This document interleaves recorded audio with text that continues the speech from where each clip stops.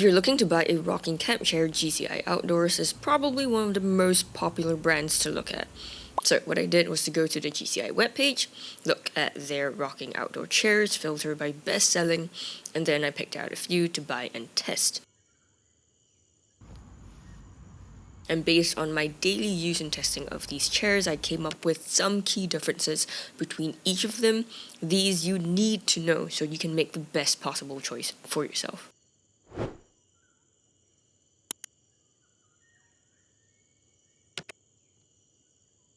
When it came to the setup, most of them were actually very quick, taking only about 4 seconds or so. As for the pack away, that ranges from between 2 to 5 seconds for the quicker ones. Here's how they all work. The freestyle and stowaway have almost the exact same setup and pack away, just push the seat edges open and then downwards to set up, and for the pack away, just pull the entire chair shut with the pack away handle.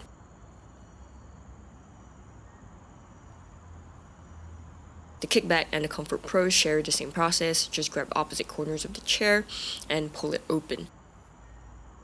As for the pack away, it's just grabbing opposite corners again, pulling the chair closed this time, then securing it with the closure strap.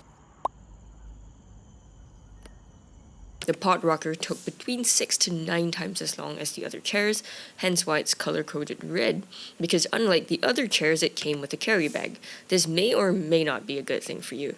But rocking chairs tend not to be small because it has to fit the entire rocking mechanism. So it took me a lot of time to get it out of the bag, and then I needed to squeeze it back in too, which also took a lot of time. The next difference between all the chairs is in the seat size. They are actually all very decently sized, but the rocking chair with the biggest seat is the pod rocker, mainly in terms of the width of the seat.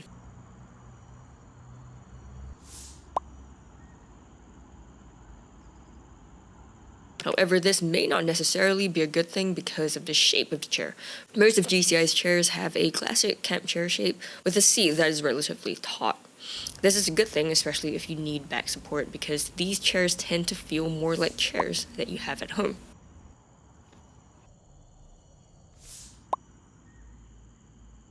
On the other hand, for the pod rocker, it comes in a scoop-shaped type of chair. This is to sort of give you like a hammock-like feeling, but like hammock, there's no taut seating and no back support.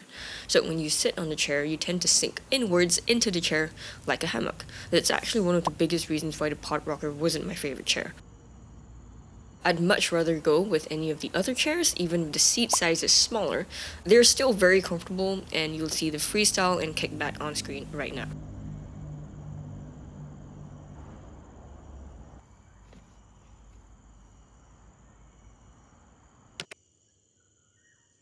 The next big test is the seat height of each chair, and here's all the information on the chairs that I've tested. If you have trouble getting out of low seats, I'd highly recommend avoiding the chairs in red because an 11-inch seat height is about 5 inches shorter than the chair you may have at home, which is quite a bit.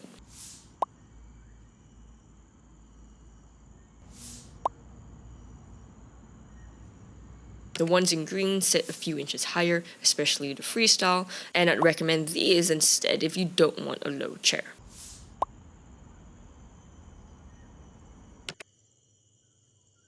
Now, when it comes to the backrest height of each chair, I also measured that from the end of the seat to the top of the chair.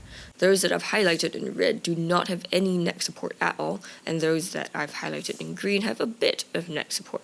For the freestyle rocker, the backrest actually ends partially up my back, and it's the shortest backrest height here. The stowaway is almost exactly like the freestyle, but with 4 inches more backrest height.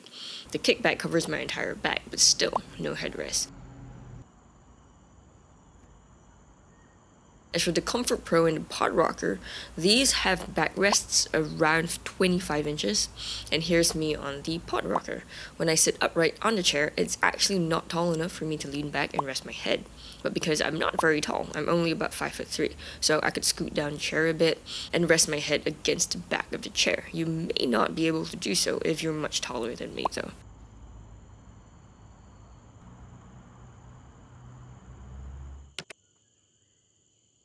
Now, mesh is something I like to look out for in the summer, and if so, I'd recommend the Freestyle, Stowaway, and the Comfort Pro. These numbers here are about 20% for each chair. These aren't great though, and when you look at each of these chairs, you'd find that only the backrest has some mesh, hence why the percentage of mesh is so small.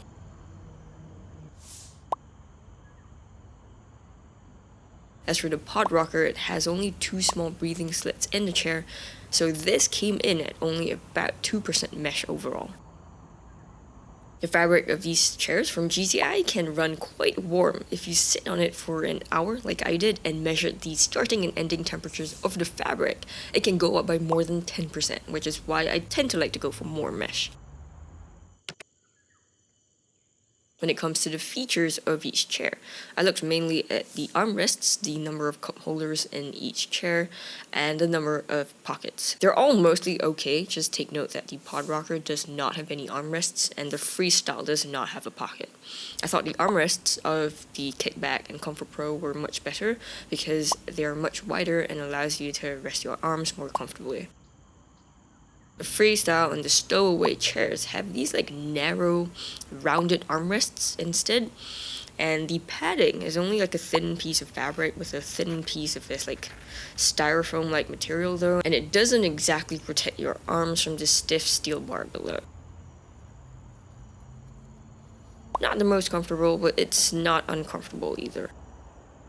As for cup holders, each chair has one, so it's great to be able to fit a cold drink next to you.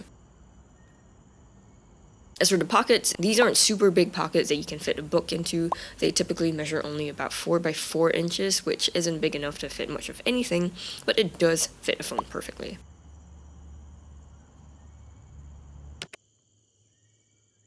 Next, we have the rocking function of each chair, and if you're wondering why I didn't color code any of them, it's because they're mostly the same across the board.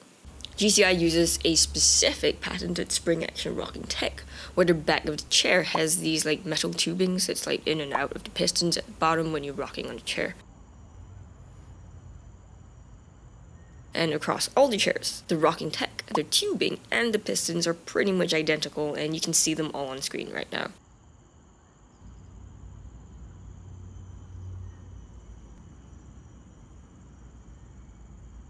All of them also come with front legs, so you can use their chairs like a regular camp chair if you don't want the rocking function.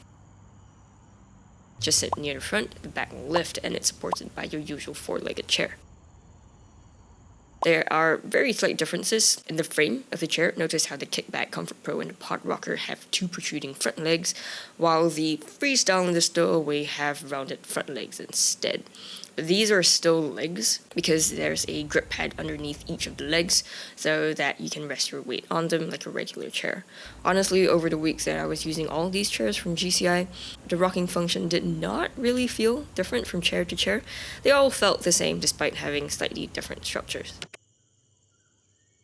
As for quality, I typically look at the poles, the fabric, the pole joints, and so on, but they're quite similar on all the chairs, and the materials are all the same too, as you can see here. As for portability, I looked at the pack volume of each chair and also the weight. The weight is mostly the same across all the chairs, ranging from 10 to 14 pounds. The more important thing to note here is the pack volume. If you want something that folds down into like a smaller pack size, I'd recommend going for the chairs in green and avoiding those in red. Those in green, like the Kickback and the Pod Rocker, if you remember the pack away in the beginning of this video, these have what GCI calls a quad fold, meaning the 4 quarters of the chair can be folded together. The pack size then becomes a long cylindrical shape, which is much smaller and easier to sling over your shoulder and carry it around.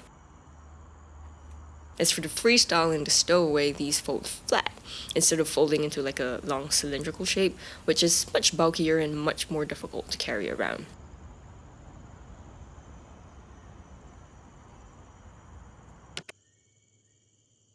Now, here's a full table containing the results of all the chairs. Green is for good and red is for not as good.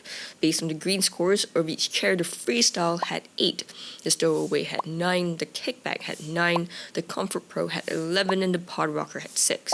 Does this mean you should go ahead and get the Comfort Pro? Not necessarily.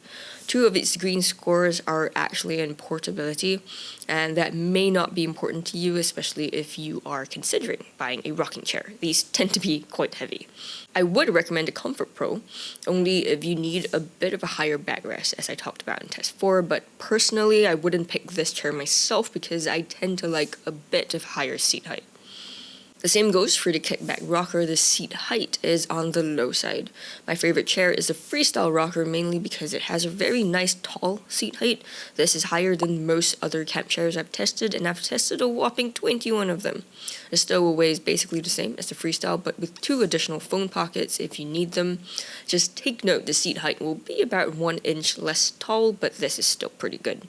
One quick note, I actually bought and tested only the freestyle, kickback, and pod rockers, but the stowaway and Comfort Pro details were actually calculated using my data from the other 3 chairs along with the official specs provided by GCI, so I believe they should be quite accurate, especially considering that the freestyle and stowaway are quite similar, and so are the kickback and the Comfort Pro.